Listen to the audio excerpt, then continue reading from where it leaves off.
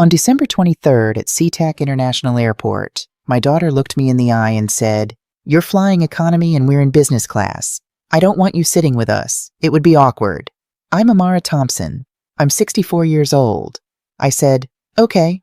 What my daughter didn't know was that I had paid $19,247 for all 4 of their business class tickets just 5 days earlier. My name is Amara Thompson, and I need to tell you this story. If you're listening from somewhere far away, drop your city in the comments so I can see how far this has traveled. And please, stay with me until the end. Because what happened next changed everything. Let me start from the beginning, so you understand how I got to that moment in the airport, standing alone with my worn carry-on suitcase while my only daughter walked away from me. I was born in Seattle in 1961, but my parents came from Nigeria in 1958. My father, Emmanuel Thompson, arrived with $37 in his pocket and a dream. My mother, Kioma, followed 2 years later, wearing the only dress she owned. What she didn't wear was her wedding jewelry. She'd sold every piece of gold to pay for my father's passage to America. They taught me that family was everything, that you sacrifice for your children, that you give until it hurts, and then you give more. For 64 years, I believed that with my whole heart. My late husband, James Thompson, was an engineer at Boeing. I taught 3rd grade at Rainier Valley Elementary for 33 years. We weren't rich, but we were careful. Every dollar mattered. After James died 3 years ago from pancreatic cancer, he left me our paid-off house in the Beacon Hill neighborhood, a retirement fund of $487,000, and life insurance of $650,000. James made me promise something on his deathbed. I can still see him in that hospital room at Swedish Medical Center, the machines beeping, his hand so thin in mine. "Amara," he whispered, "promise me you'll take care of yourself. Don't let anyone take advantage of your generous heart." He squeezed my fingers. "Not even family. Especially not family. Promise me." I promised. 3 months after his funeral, I broke that promise. I just didn't know it yet. Our daughter, Brittany Thompson Hayes, was 40 years old. She'd married Derek Hayes 7 years ago, a white man who worked in finance at Moss Adams. They lived in a beautiful home in Hartford, Connecticut, with our 2 grandchildren, Maya, 12 years old, and Jordan, 9. The requests started small, almost reasonable. It was March 2023 when Brittany first called. "Mom, I hate to ask, but we're in a bind. Derek's car died. The transmission is completely shot. We need a reliable vehicle for the kids' activities. Could you help with the down payment? Just $15,000. We'll pay you back when Derek's bonus comes through in June." I transferred $15,000 on March 18th, 2023. June came and went. No repayment. But I didn't ask. Family doesn't keep score, right? In May 2023, "Mom, Maya tested into the gifted program at Choate Rosemary Hall. It's $12,000 for the deposit. This is her future. You want the best for your granddaughter, don't you?" I had transferred $12,000 on May 22nd, 2023. In August 2023, "Mom, the home inspector found mold in our kitchen. It's a health hazard for the kids. We need to do a complete remodel. Could you help? $35,000. Derek's Q3 bonus is guaranteed." I transferred $35,000 on August 9th, 2023. The pattern continued. Each time, Brittany's voice on the phone was urgent, desperate, and each time she promised Derek's bonus was coming, that they'd pay me back soon, that this was the last time. November 2023, emergency roof repair, $22,000. January 2024, Maya's orthodontics can't wait, $18,000. March 2024, Jordan made the elite travel soccer team, $9,500. May 2024, the property taxes are due and we're short, $8,000. July 2024, Derek's car needs major repairs, $6,800. September 2024, Maya's school trip to Europe, $7,400. Every time I clicked transfer on my banking app, every time I told myself, this is what mothers do. This is what grandmothers do. My own mother sold her gold for family.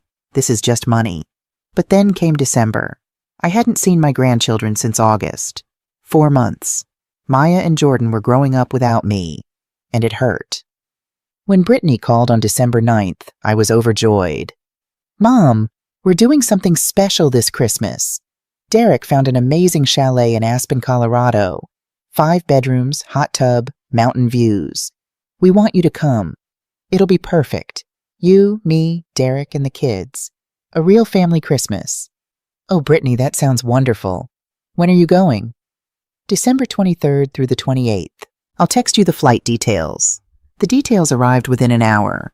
Alaska Airlines, Flight 704, Seattle to Aspen, December 23rd, departing at 10:15 a.m. I looked up the economy ticket price, $1,847. I didn't hesitate. I booked it immediately. Christmas with my family was worth any price. Then on December 17th, Brittany called again. "Mom, I have bad news." Her voice was strained. "Derek's company was supposed to comp our flights. It was going to be a business write-off, but it fell through. The whole trip is in jeopardy. We might have to cancel and the kids will be devastated." My heart sank. "Oh no, how much do you need?" "The business class tickets are $4,800 each. For all 4 of us, it's $19,247 with taxes." She paused. "Mom, I know it's a lot, but we'll pay you back in January. Derek's year-end bonus is definitely coming. His manager confirmed it. We'll have the money by mid-January. I promise." I looked at my checking account balance, $43,566. I looked at my calendar. Christmas was in 6 days. I looked at the photo on my mantle, Maya and Jordan, taken 2 years ago, before they'd gotten too old to hug their grandma without hesitation. "I'll transfer it today," Sarah said. "Oh, Mom, thank you. You're saving Christmas. The kids are going to be so happy. I love you so much." I transferred $19,247 on December 17th, 2024. As I clicked confirm, I thought about my mother's words. A mother's love has no limits. I thought I was being loving. I didn't know I was being used. December 23rd arrived cold and gray. I woke at 5 a.m. in the house James and I had bought in 1989. Every room held memories. The kitchen where I'd taught Brittany to make my mother's jollof rice. The living room where James and I had danced at midnight on New Year's Eve. The bedroom where he'd died in my arms. I packed my small carry-on, the same one James had bought me for our 25th anniversary trip to Vancouver. I didn't need much. 2 sweaters, 1 nice outfit for Christmas dinner, comfortable pants, my toiletries. I'd learned to travel light from years of teacher conferences and family visits. My friend Gloria Washington called as I was leaving. "Amara, baby, you sure about this trip?" Gloria was 66, a retired family law attorney, and the friend who'd held my hand through James's funeral. We'd met at the University of Washington in 1979, 2 young black women navigating a predominantly white campus. 50 years later, she was still the wisest person I knew. "It's Christmas with my grandchildren, Gloria. Of course I'm sure." "I know, but..." She hesitated. "How much have you given Brittany this year?" "I don't keep track. She's my daughter." "Amara," Gloria's voice was firm. "I love you, but you need to set boundaries. Your mama taught you about sacrifice, but she also taught you about self-respect. Remember that."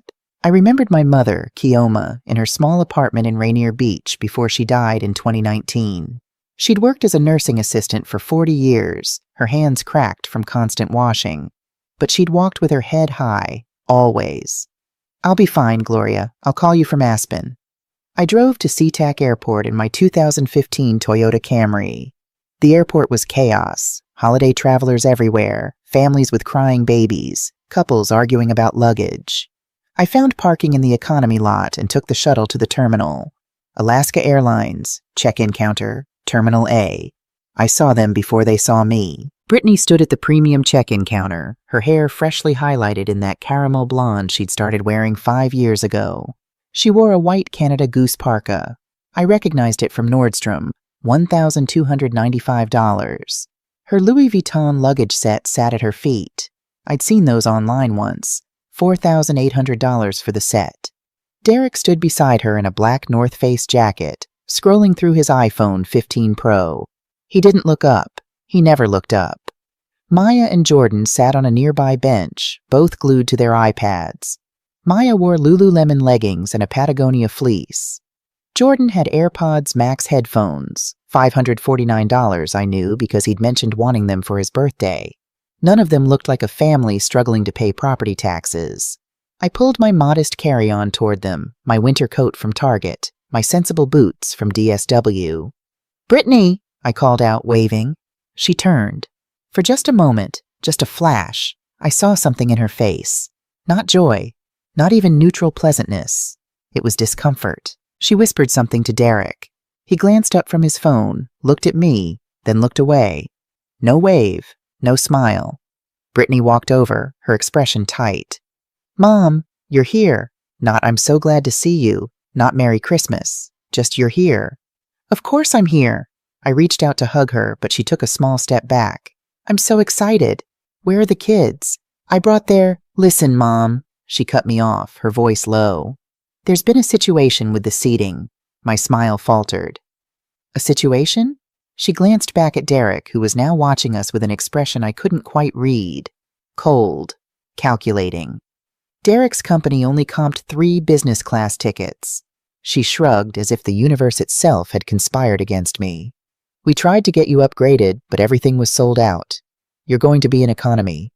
I felt something shift in my chest. "Oh, that's okay, honey. I don't mind economy. I just want to spend Christmas with— The thing is," she moved closer, her voice dropping even lower. "You're in economy and we're in business class. I don't want you sitting with us." Time seemed to stop. The airport noise faded.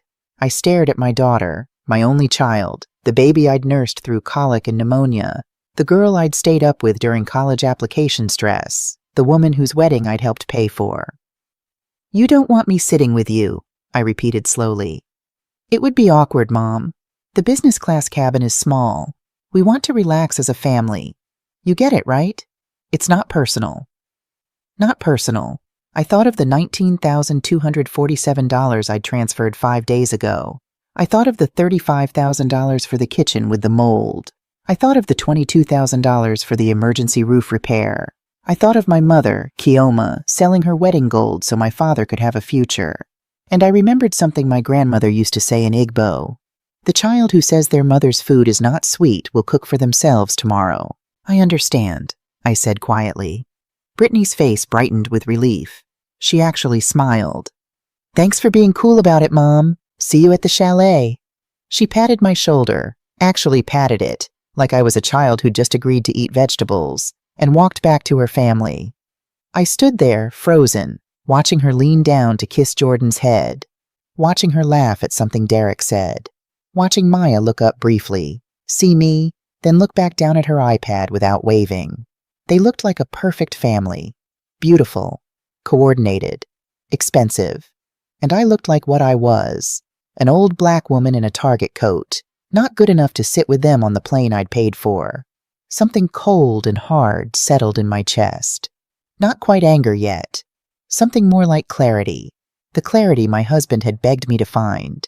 The clarity my friend Gloria had been trying to give me. The clarity that comes when you finally see the truth you've been running from. Gate A7 for business class passengers. Gate C34 for economy. I walked to C34, pulling my carry-on behind me. The gate area was crowded, every seat taken.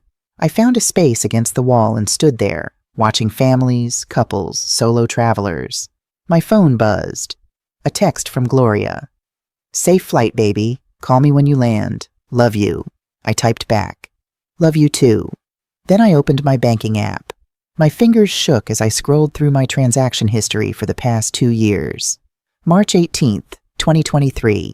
Transfer to Brittany T. Hayes. $15,000. May 22nd, 2023. Transfer to Brittany T. Hayes. $12,000. August 9th, 2023. Transfer to Brittany T. Hayes. $35,000. November 3rd, 2023. Transfer to Brittany T. Hayes. $22,000. January 15th, 2024. Transfer to Brittany T. Hayes. $18,000. I kept scrolling. The numbers blurred together. The requests, the emergencies, the promises. I opened my notes app and started a new document.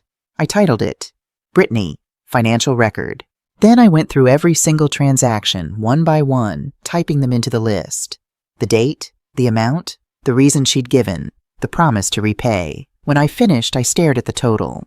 $214,680. In 24 months, I had transferred $214,680 to my daughter. I had received back exactly $0. The gate agent announced boarding for my flight. Economy passengers, rows 25 through 35, please board at this time. I was in row 32, seat B.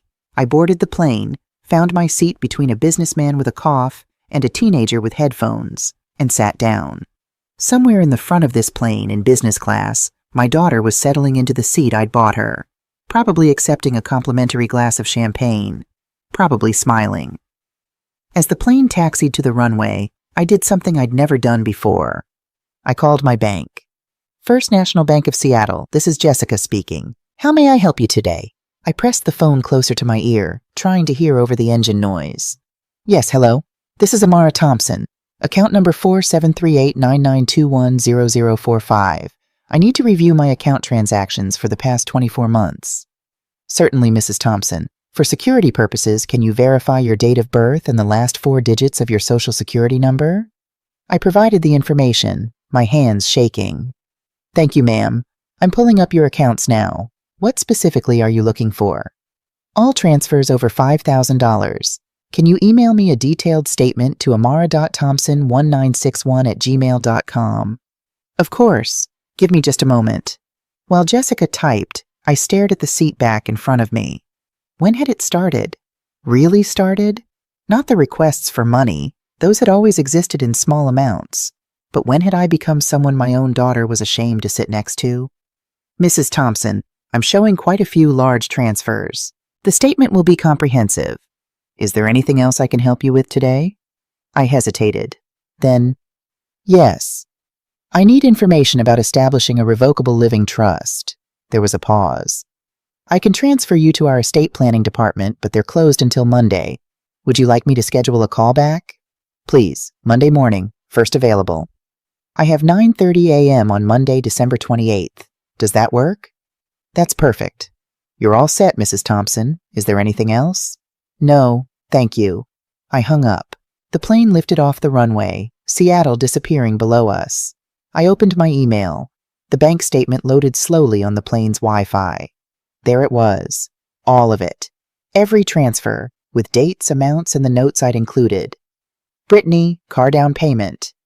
Brittany, school deposit. Brittany, kitchen emergency. $214,680. I downloaded the statement. Then I opened a new browser window and searched. Estate Planning Attorney Seattle. Then, Financial Elder Abuse Washington State. Then, Protecting Assets from Family Members. The flight attendant's voice came over the intercom. We've reached our cruising altitude of 35,000 feet. You may now use approved electronic devices. I searched one more thing. How to cut off an ungrateful child. Dozens of articles appeared. Hundreds of forum posts. Thousands of people asking the same question I was asking. I wasn't alone. We landed in Aspen at 2:47 p.m. Mountain Time. I waited until everyone in business class had deplaned. I didn't want to see Brittany, Derek, and the kids yet. I needed to collect myself first. When I finally walked through the terminal, I saw them at baggage claim. Derek was on his phone. Brittany was checking her reflection in a compact mirror. The kids were, predictably, on their iPads. "Mom," Brittany called out when she saw me, all brightness now. "There you are. How was your flight?" "Fine," I said. "Great. Derek rented an Escalade. We'll all fit." We drove through Aspen in awkward silence. The town was beautiful. Snow-covered mountains, Christmas lights, people in expensive ski gear. I sat in the back between Maya and Jordan. Neither of them spoke to me. Neither looked up from their screens. The chalet was on Red Mountain Road, a stunning 3-story structure with floor-to-ceiling windows and a view of the slopes. Derek pulled into the driveway, and my daughter said, "Mom, you're in the back bedroom upstairs. It's cozy." Cozy meant small. The smallest room in the house. More of a maid's room, really, tucked behind the kitchen. Twin bed, no attached bathroom. A window that looked out at the garbage bins. Derek and Brittany took the master suite with the stone fireplace, balcony, and spa bathroom. Maya and Jordan had the bunk room with the game console, big screen TV, and mountain views. I had the maid's room. I unpacked my small suitcase and sat on the twin bed. Through the thin wall I could hear laughter, board games, family time. No one knocked on my door to invite me. At 9 p.m. I heard footsteps in the hallway, a soft knock. "Grandma?" Jordan's voice. I opened the door immediately. My grandson stood there in his Christmas pajamas, looking small and uncertain. "Hey, sweetheart, what's up?" "Mom says breakfast is at 8 tomorrow. She wanted me to tell you." "Okay, thank you, honey." He started to leave, then turned back. "Grandma, are you mad at us?" My heart cracked. "No, baby. Why would you think that?" He shrugged. "Mom said you didn't want to sit with us on the plane." The lie took my breath away. "Jordan, that's not—" I started. "Jordan! Bedtime!" Brittany's voice called from downstairs. He ran off. I closed the door and sat back on the twin bed, shaking. She was rewriting the story, making me the problem. The difficult mother. The one who chose to sit alone. I opened my laptop and logged into my email. The bank statement was there, all 47 pages of it. I opened Facebook.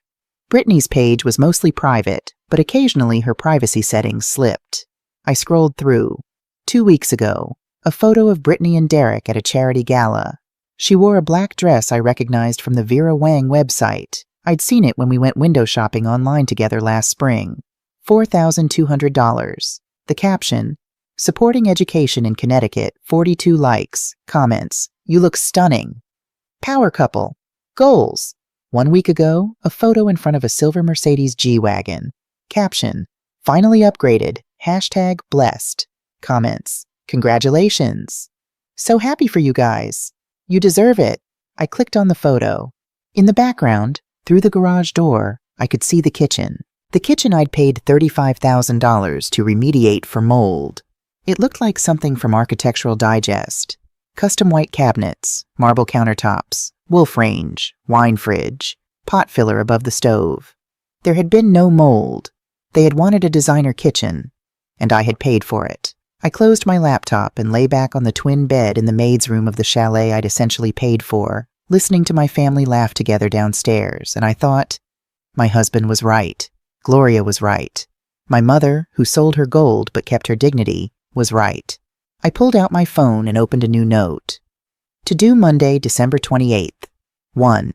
Call estate planning attorney. 9:30 a.m. 2. Secure all financial documents 3.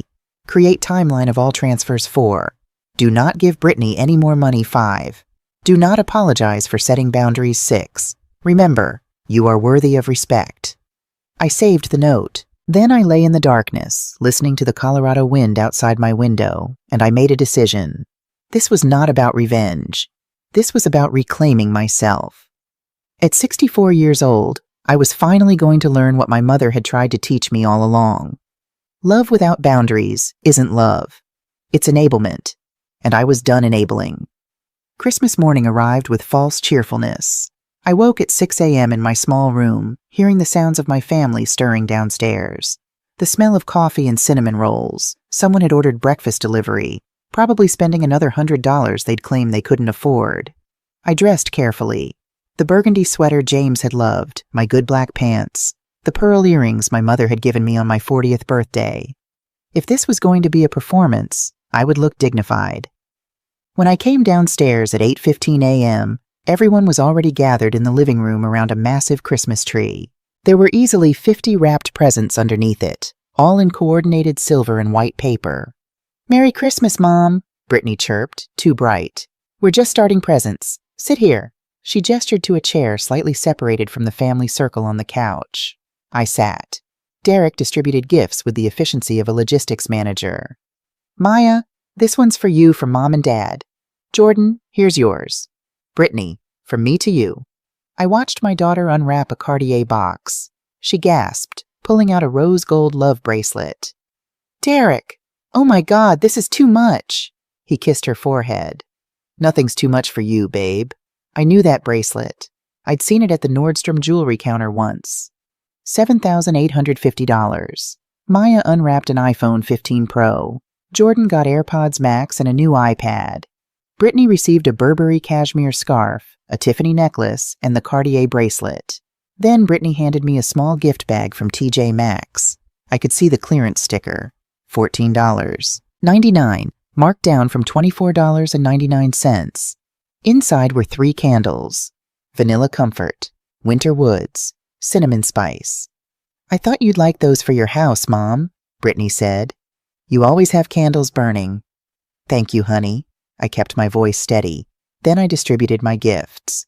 For each grandchild, I'd made a quilt, 40 hours of work each, incorporating traditional Nigerian attire patterns in blues and golds. I'd embroidered their names and birth dates in the corners.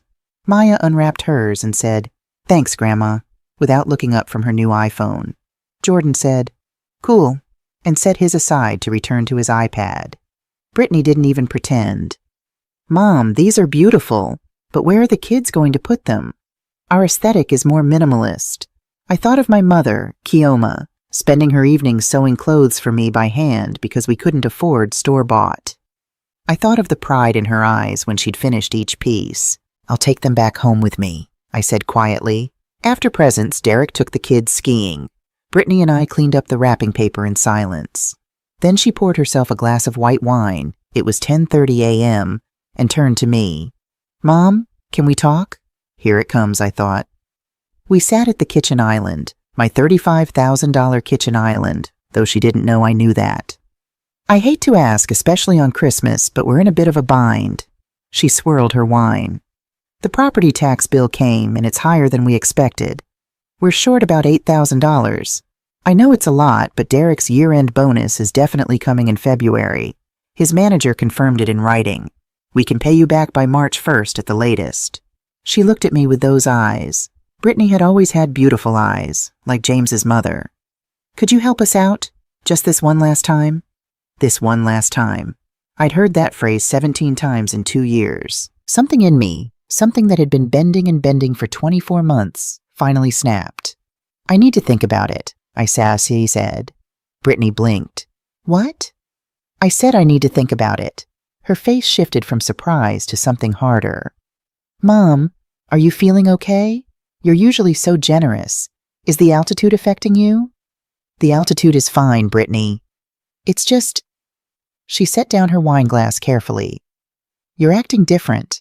Maybe we should have you see a doctor while we're here. There's an urgent care in town." "I don't need a doctor. I need to think about your request." She stared at me for a long moment. Then she picked up her phone and texted someone. I saw Derek's name at the top of the screen. "Okay, Mom." Her voice had gone cold. "You think about it." She left the kitchen. I sat alone at the counter, my hands shaking. It was the first time in 2 years I'd said no, and it felt like jumping off a cliff. The rest of Christmas Day was strained. Derek returned with the kids, and the temperature in the house dropped noticeably. Dinner was catered: prime rib, truffle mashed potatoes, roasted vegetables, and everyone made small talk around me as if I were a stranger. That night, back in my small room, I couldn't sleep. At 2 a.m., I opened my laptop and searched. Sarah Mitchell Estate Planning, Seattle. I found her website, Patterson & Associates, Elder Law and Estate Planning. Her photo showed a black woman in her mid-40s, professional but warm. Her bio mentioned she specialized in protecting seniors from financial exploitation. I clicked Request Consultation and filled out the form, my fingers trembling. Subject: Urgent. Asset Protection. Message: Dear Ms. Mitchell, I am a 64-year-old widow who needs help protecting my assets from family members. I have transferred $214,680 to my daughter over 24 months with promises of repayment. Nothing has been repaid. I believe I am being financially exploited. I need help immediately. Amara Thompson. I hit send at 2:47 a.m. Monday, December 28th. I woke to my phone buzzing. 9 a.m. It was First National Bank. Mrs. Thompson, this is Jessica from Estate Planning. We have you scheduled for a callback at 9:30. Is this still a good time? Yes, thank you. Perfect. Michael Chen from our estate planning department will call you shortly. At 9:30 a.m. exactly, my phone rang. Mrs. Thompson, this is Michael Chen. I understand you're interested in establishing a trust? I stepped outside onto the chalet's back deck, closing the door behind me. The morning air was freezing, but I needed privacy. Mr. Chen, I need to protect my assets. From my daughter. I heard him typing. Can you tell me more about your situation? I told him everything. The transfers, the promises, the airport, the Christmas candles versus the Cartier bracelet. When I finished, there was a pause.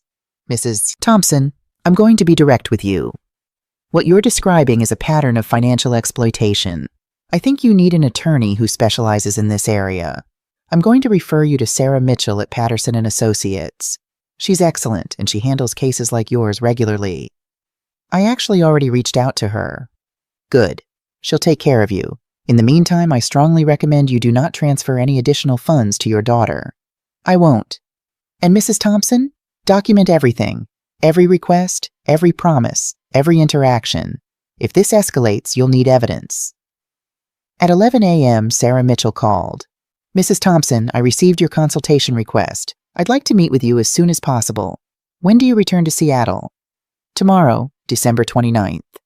Can you come to my office at 2 p.m.? I've reviewed your initial information, and I believe you need immediate legal protection. Tuesday, December 29th. I flew home alone. Brittany, Derek, and the kids were staying in Aspen through New Year's Eve. The goodbye at the chalet was perfunctory. Safe flight, Mom, Brittany said, not hugging me. Thanks for coming, Derek added, though his eyes were on his phone. The kids waved from the couch, not pausing their video game. I drove my Camry from SeaTac straight to Patterson & Associates on 4th Avenue in downtown Seattle. Sarah Mitchell's office overlooked Elliott Bay.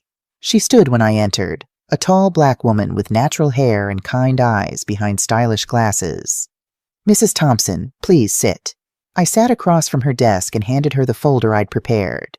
47 pages of bank statements, highlighted transfers, a timeline I'd constructed during sleepless nights in Aspen.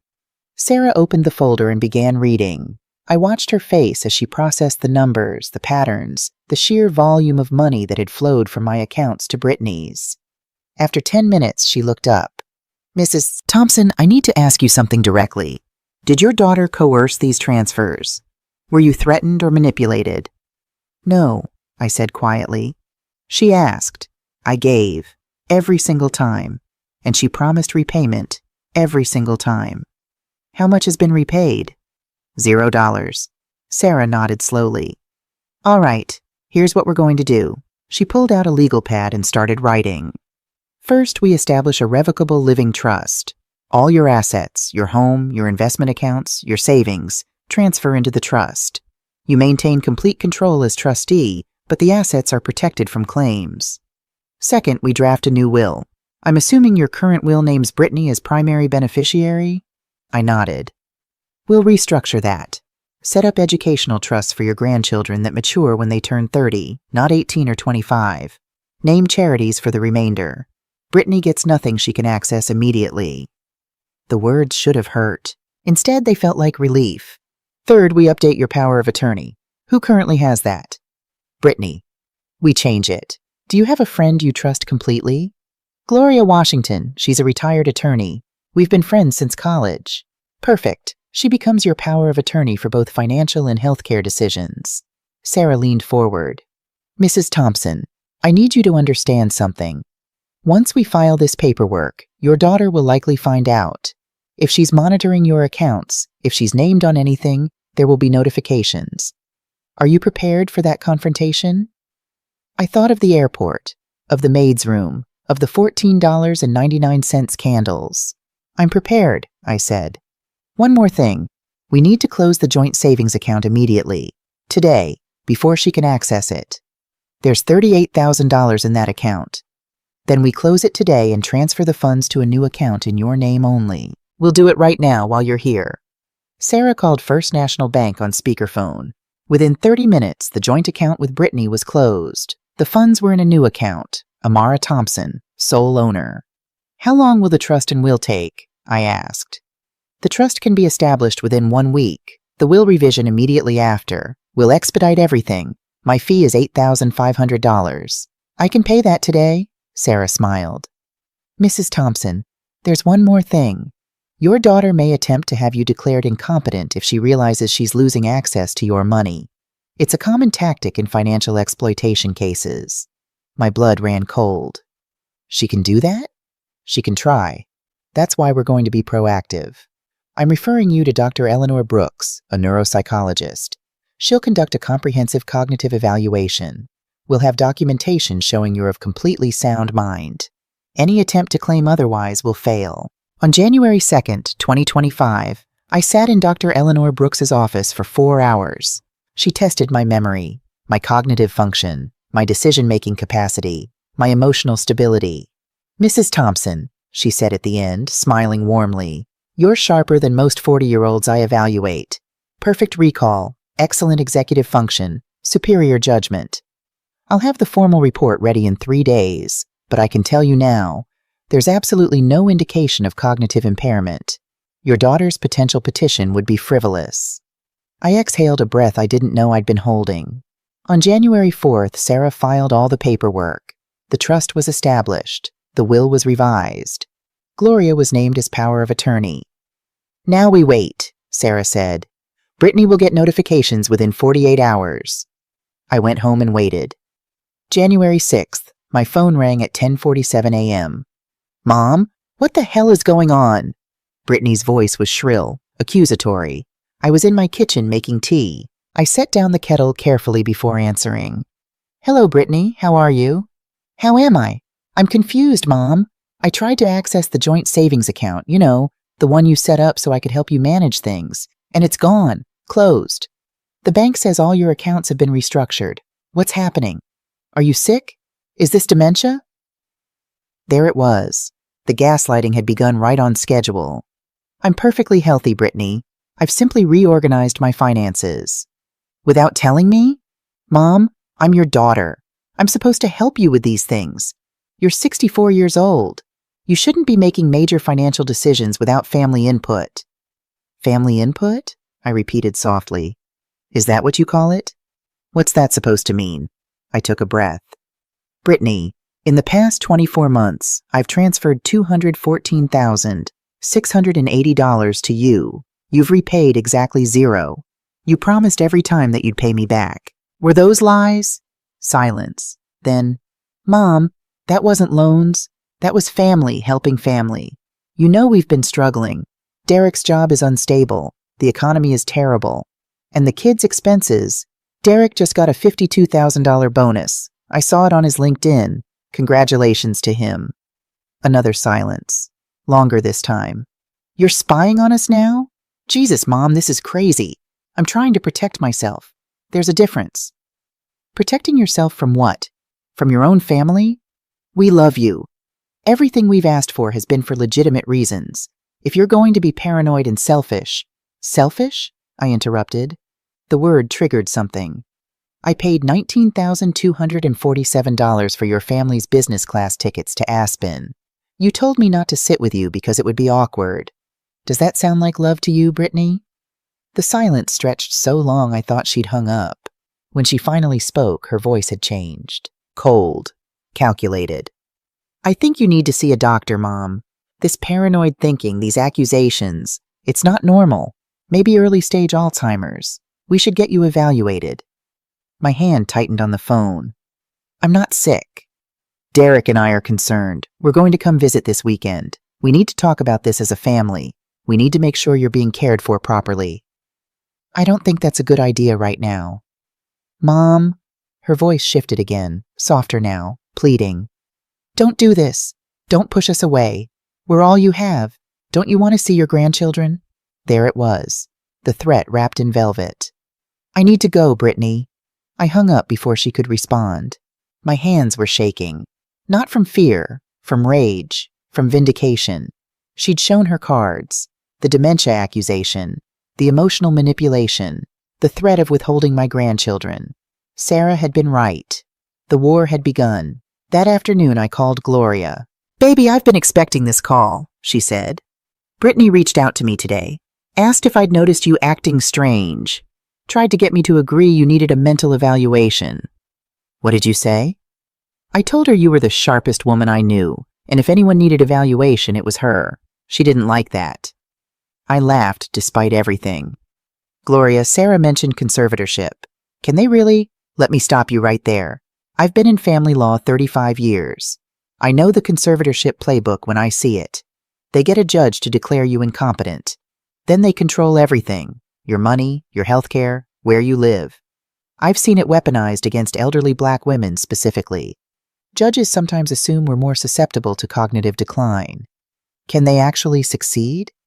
Not with what you've already done. You've got Dr. Brooks's evaluation. You've got legal counsel. You've been proactive with planning. But Amara, baby, listen to me. If they show up with a doctor or anyone claiming to evaluate you, do not let them in your house without Sarah present. You understand? I understand. And document everything. Every call, every text, every threat. We're building a paper trail. On January 8th, Derek posted on LinkedIn, "Grateful for family, even in challenging times. Sometimes the hardest decisions are about protecting those we love. Hashtag family first. Hashtag mental health awareness. Hashtag elder care." Comments appeared within minutes. "Thinking of you during this difficult time. So hard when parents start declining. Here if you need elder care resources." They were building a public narrative. I was the declining elder. They were the concerned children. I screenshot everything and sent it to Sarah. Her response? "Perfect. They're creating evidence for us. Keep documenting." Saturday, January 11th, 9 a.m. My doorbell rang. Through the peephole, I saw Brittany, Derek, and a man in his 50s wearing a suit and carrying a briefcase. My heart pounded. I texted Gloria. "They're here with someone. Come now." Then I called Sarah. "They showed up with a man. What do I do?" "Do not open the door until I get there. I'm 15 minutes away." I didn't open the door. The doorbell rang again, then knocking. "Mom, we know you're home. Open up. We just want to talk." I stood in my hallway, silent. More knocking. Derek's voice. "Mrs. Thompson, we have Dr. Richard Pemberton here. He just wants to do a wellness check. It'll take 5 minutes." Gloria's car pulled into my driveway 12 minutes later. Sarah's arrived 3 minutes after that. I opened the door. Brittany's face lit up. "Mom, finally!" Gloria stepped forward. "I'm Gloria Washington, Mrs. Thompson's attorney and healthcare proxy. Who are you?" She looked at the man in the suit. "I'm Dr. Richard Pemberton, a geriatric psychiatrist. The family asked me to... Do you have a court order for this evaluation?" Sarah asked, appearing beside Gloria. Dr. Pemberton looked uncomfortable. "No, but the family expressed concerns about..." "Then this conversation is over," Gloria said firmly. "Please leave the property." Derek's mask slipped. His face went hard. "You're making a huge mistake, Mrs. Thompson. We're trying to help you. When you're declared incompetent, when, not if, you'll have no say in anything. About your money, your health, where you live, nothing." Brittany's eyes filled with tears. Real or performed, I couldn't tell anymore. "Mom, please, we love you. Why are you doing this?" Sarah stepped forward. "Mr. Hayes, you just made a threat in front of 3 witnesses, one of whom is an attorney. I suggest you leave. Now." They left. Dr. Pemberton practically ran to his car. As Derek's Mercedes pulled away, Gloria put her arm around me. "Baby, what you just saw, that was their best shot.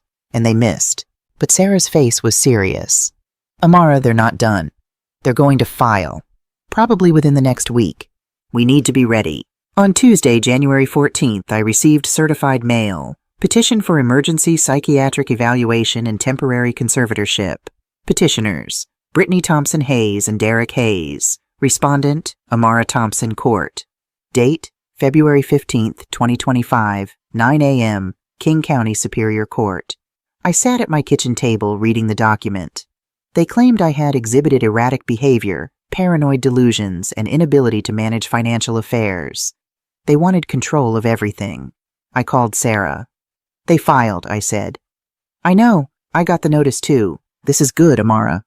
"Good?" "They just made this a matter of public record, which means we can now subpoena their financial records. We can show the court exactly what they've been doing. Every dollar, every lie, every luxury purchase while claiming poverty." "How long until the hearing?" 4 weeks. We have time to prepare. And Amara, we're going to win." After I hung up, I walked to my mantel and picked up the photo of James. Taken in 2019, 2 years before he died. He was smiling, his arm around me, both of us at our goddaughter's wedding. "I kept my promise," I whispered to his photo. I'm finally keeping my promise. For the next 3 weeks, I prepared for war. Sarah's paralegal, a young woman named Rachel Kim, came to my house with authorization forms for financial subpoenas. We sat at my dining room table, the same table where James and I had shared 30 years of dinners, and I signed paper after paper. We're requesting 3 years of bank records for Brittany and Derek Hayes, Rachel explained. Credit card statements, loan applications, mortgage documents, tax returns, everything. Will they know? Oh, they'll know. They'll receive notice within 48 hours. I signed my name, Amara Thompson. That night I couldn't sleep. I kept thinking about Maya and Jordan. What would this do to them? Would they hate me? Would Brittany turn them against me completely? But then I remembered Derek's threat. When you're declared incompetent, when, not if, you'll have no say in anything. I remembered my mother's words in Igbo. A tree that bends for every wind will eventually break. I had been bending for 2 years. I was done bending. The financial records arrived at Sarah's office on January 28th. She called me immediately.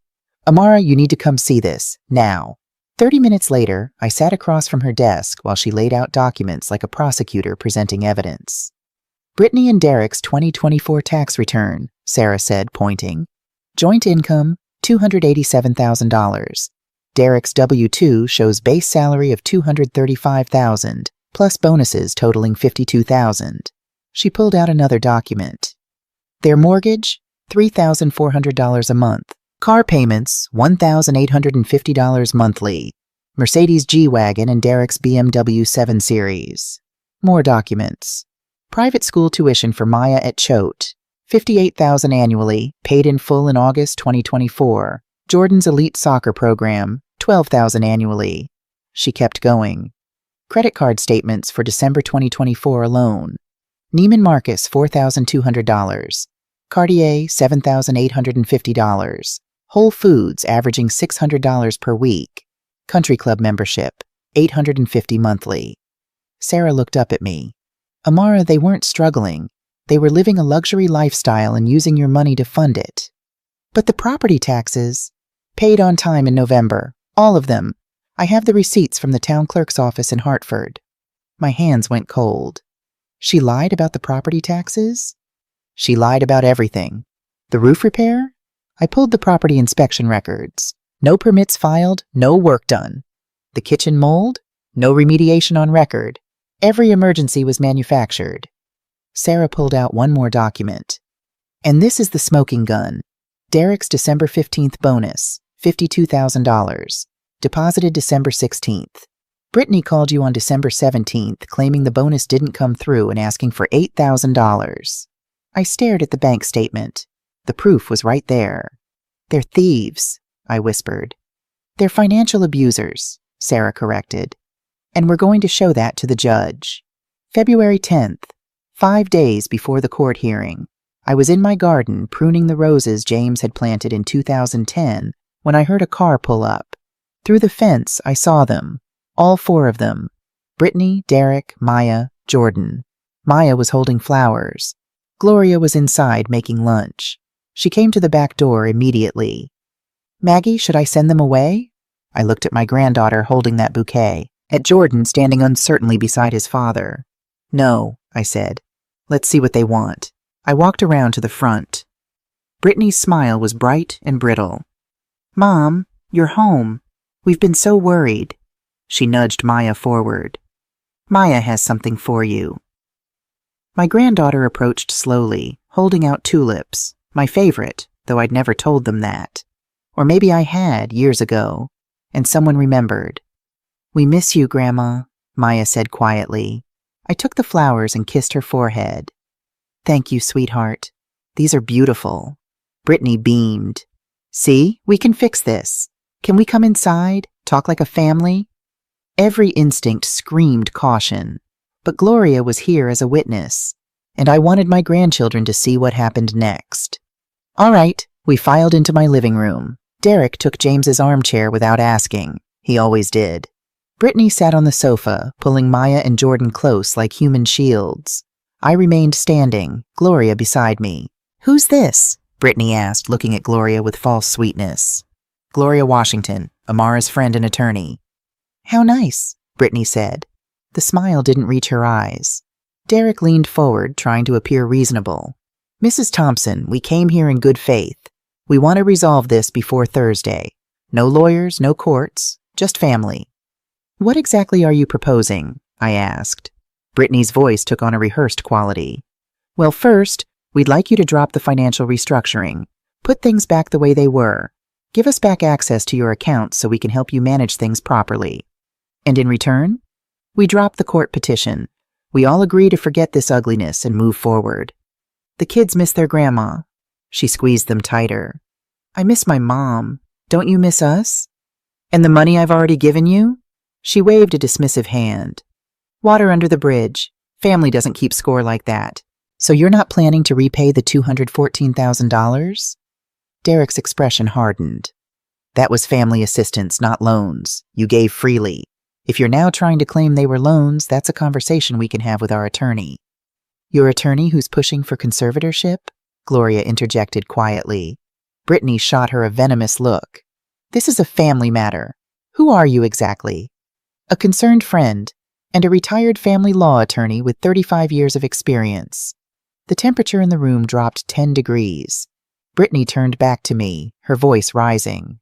Mom, are you seriously letting some stranger poison you against your own family? Gloria is hardly a stranger. We've been friends for 50 years. And we're your blood, your daughter, your grandchildren. Brittany's mask was slipping now, desperation showing through. After everything we've done for you? What exactly have you done for me, Brittany? She blinked, thrown. What? I'm asking genuinely. What have you contributed to my life besides requests for money? That's not fair. We invite you to holidays, where I pay for the plane tickets and am told not to sit with you. Derek stood abruptly.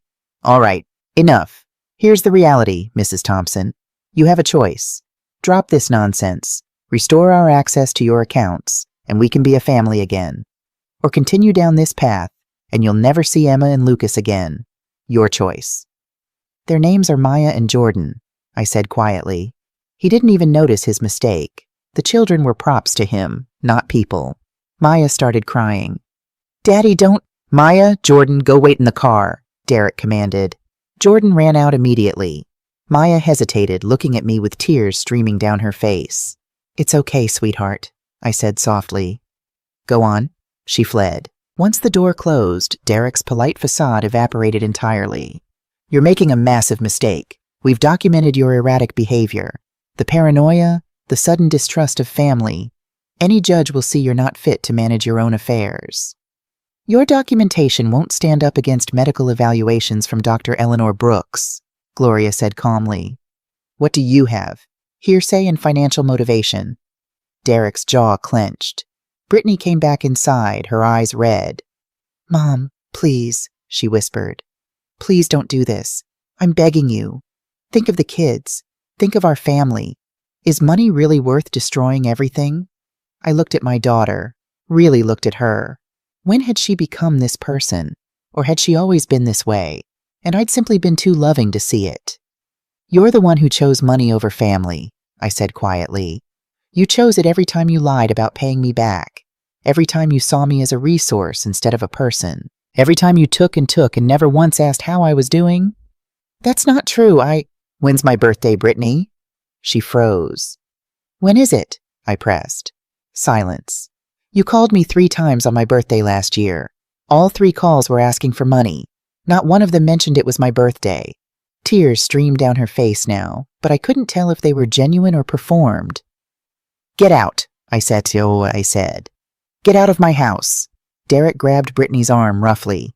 You'll regret this. I don't think I will. They left. Through the window, I watched Derek yank open the car door, saw Brittany sobbing in the passenger seat, saw Maya's small face pressed against the back window, looking at me. When they drove away, my legs nearly gave out. Gloria caught me, guided me to the sofa. Baby, I just cut off my grandchildren, I whispered. No, Gloria said firmly. They did. They weaponized those children against you, and you refused to be manipulated. There's a difference. February 15th, 2025, 9 a.m. King County Superior Court, Department 14. The courtroom was smaller than I'd imagined, with wood paneling and high windows. I sat at the respondent's table with Sarah. Gloria sat in the gallery behind me for support. Across the aisle, Brittany and Derek sat with their attorney, Richard Crenshaw, a slick man in an expensive suit with 2 white teeth. Brittany wouldn't look at me. Derek stared straight ahead, jaw tight. The bailiff called. "All rise for the Honorable Judge Patricia Okonkwo." The judge entered, a Nigerian woman in her early 60s with steel-gray hair and sharp, intelligent eyes behind glasses. I felt something ease in my chest. She would understand. Not because she'd favor me, but because she'd see through the performance. "Please be seated," Judge Okonkwo said, her slight accent reminding me of my mother. "We're here for the matter of Hayes versus Thompson. Petition for emergency psychiatric evaluation and conservatorship. Mr. Crenshaw, you may proceed." Crenshaw stood, all false concern and polished rhetoric. "Your Honor, we're here today out of deep concern for Mrs. Amara Thompson, a 64-year-old widow who has recently exhibited alarming behavior suggesting cognitive decline. Mrs. Thompson has, without warning, closed joint accounts with her daughter, restructured her entire estate, and made paranoid accusations against her own family." He called Brittany to the stand first. She took the oath, dabbing at her eyes with a tissue. Her testimony was a masterclass in manipulation. "My mother has always been so generous," Brittany said, voice breaking. "After my father died, I worried about her being alone. I tried to stay close, to help with her finances, to make sure she was okay. But lately she's been different. Paranoid, accusatory. She claims I've stolen from her, but I've never taken anything. She gave freely because she loved us." "Can you give examples of this erratic behavior?" Crenshaw prompted. "She disappeared for days without telling anyone. She's made allegations that we threatened her, which never happened. She's cut us off completely.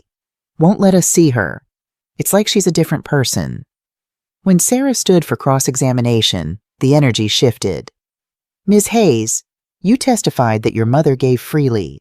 Is it true that on December 17th, 2024, she transferred $19,247 to your account?" "Yes, for family plane tickets." "And did you promise to repay her?" Brittany hesitated. "It was a gift for the holidays." Sarah pulled out a document. "I have an email here from you dated December 16th. Would you like me to read it?" She read, "Mom, Derek's company thing fell through. Could you help us out? We'll pay you back in January, I promise." Brittany's face paled. "That sounds like a loan, not a gift," Sarah continued. "Did you pay her back in January?" "We haven't had the chance yet." "I see. And the $35,000 in August 2023 for your kitchen remodel.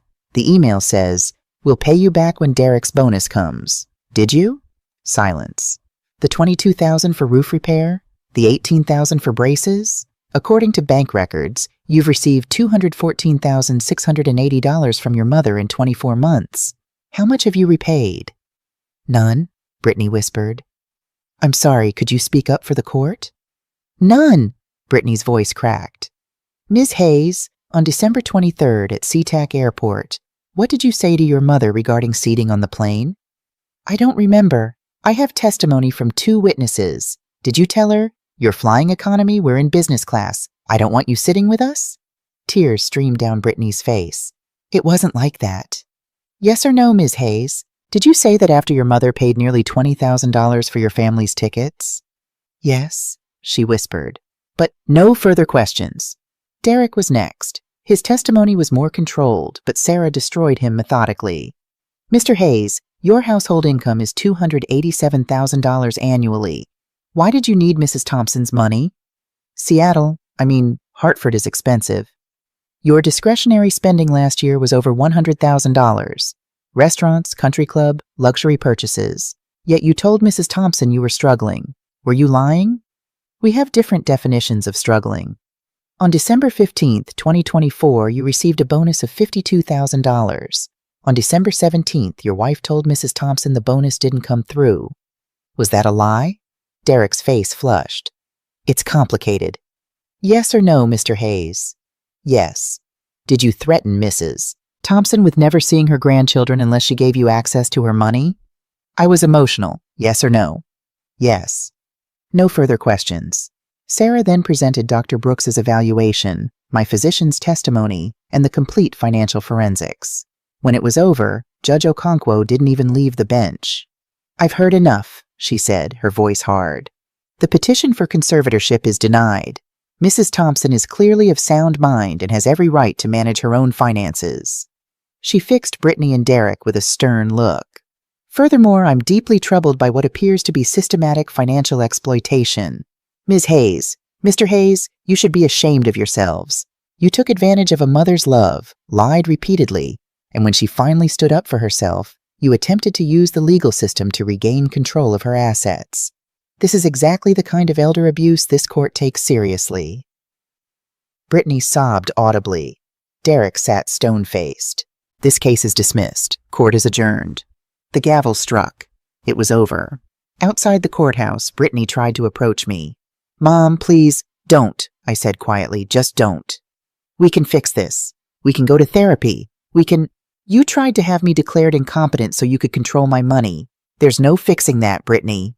I walked away. Sarah and Gloria flanked me. I didn't look back. 6 months later, I woke on a Tuesday morning in July to sunlight streaming through my bedroom window. The house was quiet, the peaceful quiet of a home that belonged only to me. I made coffee, carried it to my back porch, and sat watching the roses James had planted. They were blooming beautifully. I'd learned to care for them myself. My life was full now, fuller than it had been in years. I'd joined the Seattle Black Elders Council, volunteering twice a week to teach financial literacy to seniors. I told them my story, the whole story, so they'd recognize the signs of financial exploitation. Gloria and I had dinner every Wednesday. My book club met Thursdays. I'd started taking watercolor classes where Harold, a widower who made me laugh, saved me the seat by the window. In June, I'd flown to Nigeria for the first time in 30 years. I'd walked through my mother's village, met cousins I'd never known, stood in front of the small house where my grandmother had sold her gold. I'd wept there, finally understanding what true sacrifice looked like, and what it didn't. The Seattle Times article had come out in March. Local couple attempted conservatorship after receiving $214,000.